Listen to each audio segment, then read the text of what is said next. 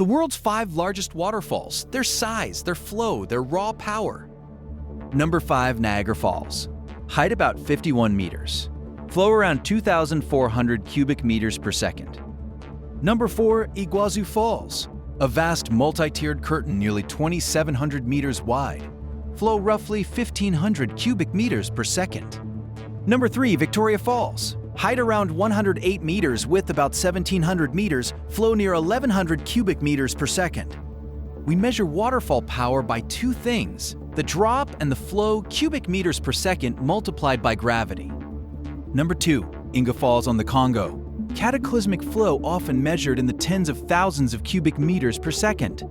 Number 1. Inga Falls, the world's tallest single drop at 979 meters. Gravity sculpts this monumental plunge. Quick recap from 5 to 1: Niagara, Iguazu, Victoria, Inga, Angel, each massive in its own way. Together they reveal 2 faces of power: sheer vertical scale and unstoppable flow volume.